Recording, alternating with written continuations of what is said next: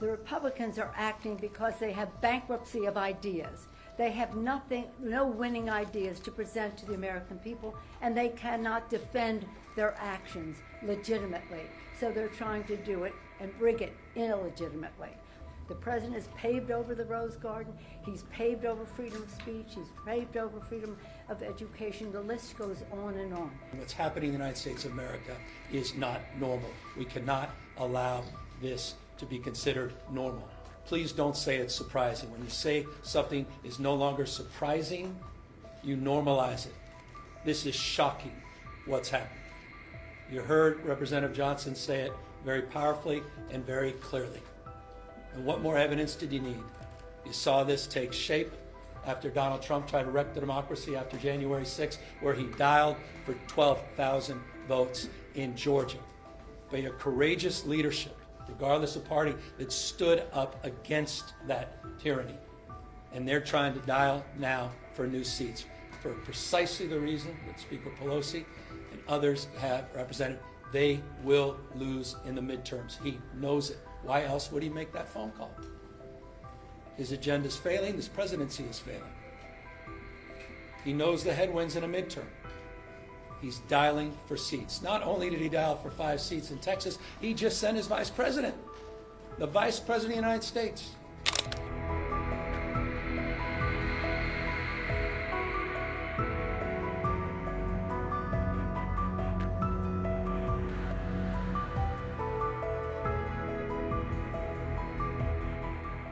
Texas reps, what's your reaction to your attorney general suing you guys today for leaving the state?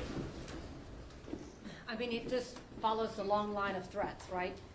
I mean, we can tell they're desperate. I mean, they are throwing everything at us that they can.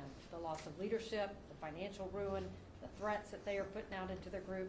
And then, of course, my colleague here, they have filed litigation to try to vacate seats. They are trying to overturn the will of the electorate before a time has said, because they are afraid of voters.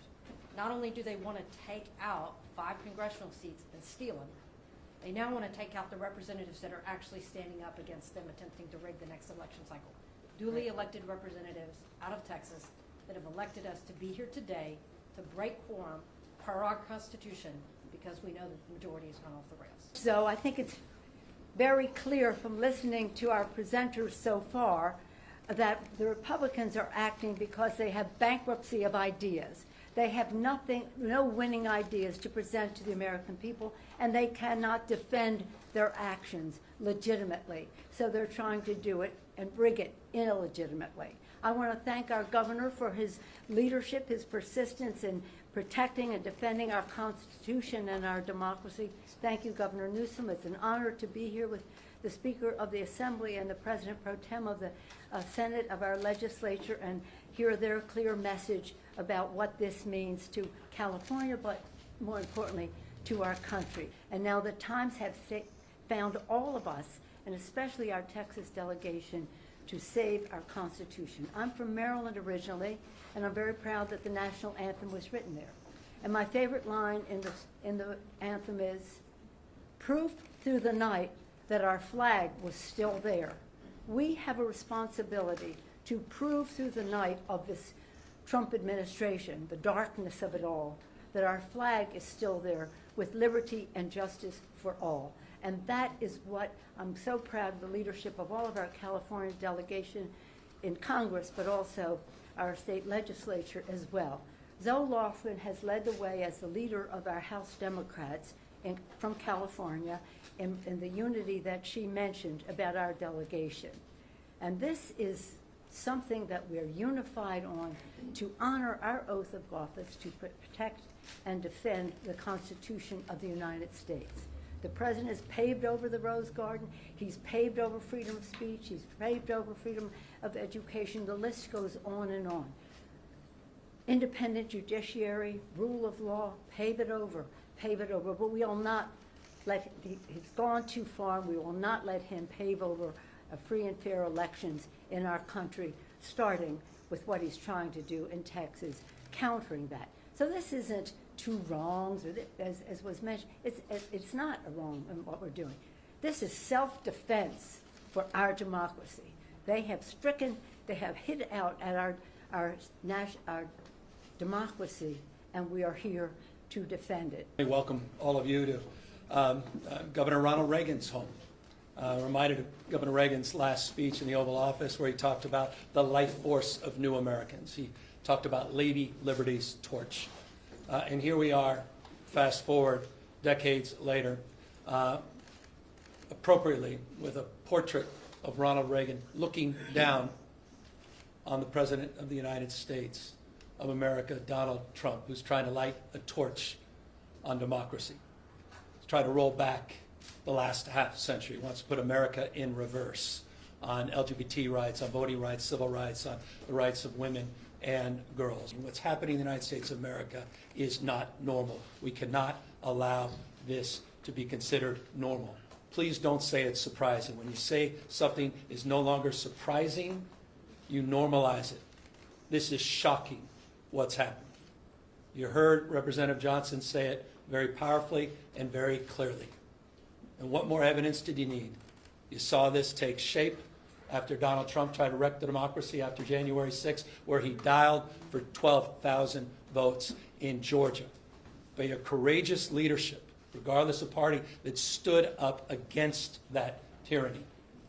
Now he's dialing up for seats. He called Greg Abbott, who doesn't have the courage, doesn't have the backbone, doesn't have the consciousness of the consequences of his action.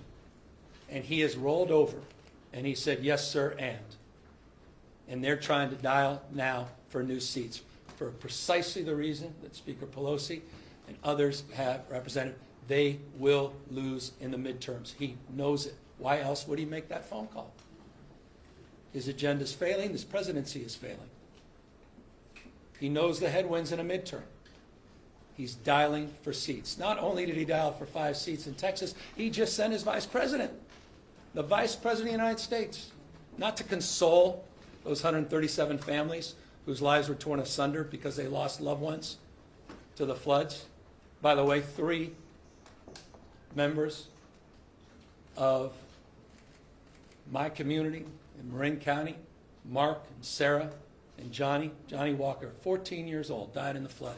Mark, 50 years old. Sarah, same age. Family, friends. We were at their memorial yesterday. Vice President come to console the family members of the lives lost. He went to Indiana to continue to try to rig the election. You have a special election in Texas. You'd think that's all they'd be focused on. 37 kids dying in those floods. But they're focused on this, a power grab. And it's not limited to Texas and Indiana. You've seen what's happening in Florida. You've seen what's happening in Ohio and other states. So we have got to step up. Our state of mind is about accountability, responsibility. Again, taking this moment seriously. What is our relationship to this moment? And we recognize we have agency. We're not bystanders. That we can shape the future. Decisions, not conditions. And so we choose to be held to a higher level of accountability. It wasn't our decision to be here, it's reaction to. We are trying to defend democracy as opposed to see it destroyed district by district. And we will stand firm and we will stand tall. And perhaps the expression today is the expression of unity. That's what we're trying to communicate. You have congressional representatives here, the leader of our congressional delegation. They are unanimous in their support of moving in this direction. You have the Speaker and the Pro Tem, and they strong support of their caucuses. And leaders of critical committees and caucus are here to express support. We are moving forward. Make no mistake. California is moving forward as a state that's larger than 21 state populations combined. We are not a small, isolated state. State larger than 21 populations combined. We tried to play by a higher set of standards and rules with our independent redistricting, and we believe in that. And we are not talking about eliminating that commission. We are talking about emergency measures to respond to what's happening in Texas, and we will nullify what happens in Texas. We will pick up 5 seats with the consent of the people, and that's the difference between the approach we're taking and the approach they're taking.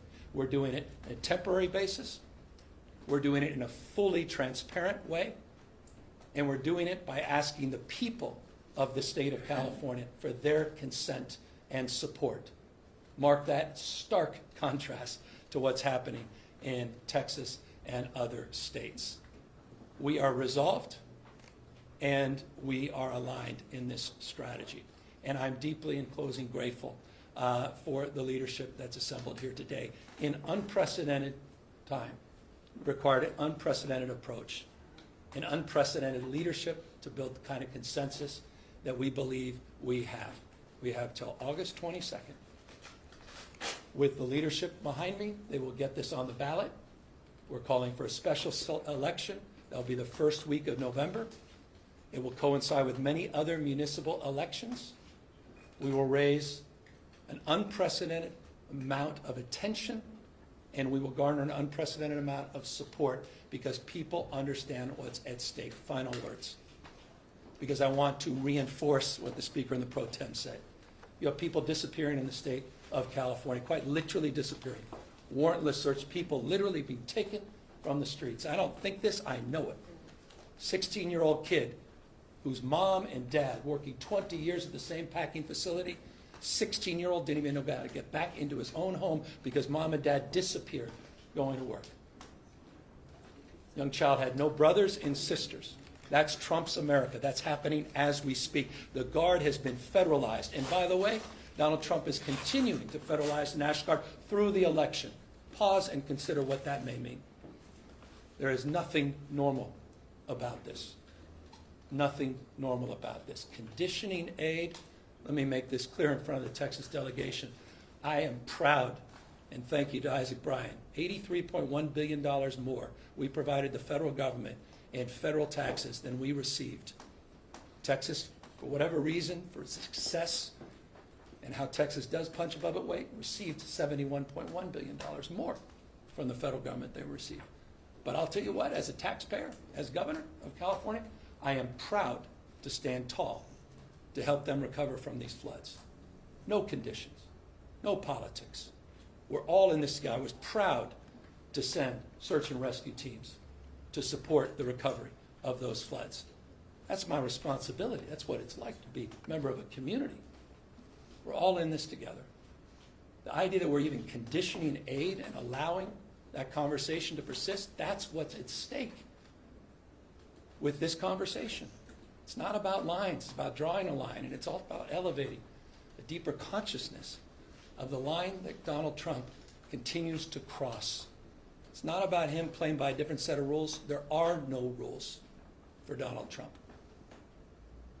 This is a serious moment in American history. And so we are here to meet this moment head on. And we look forward to a successful campaign, and we look forward to continuing to do what we can to have the backs of these courageous leaders who are back here in the state of California, sharing their voice as we share their action and passion at peril that this democracy may not live.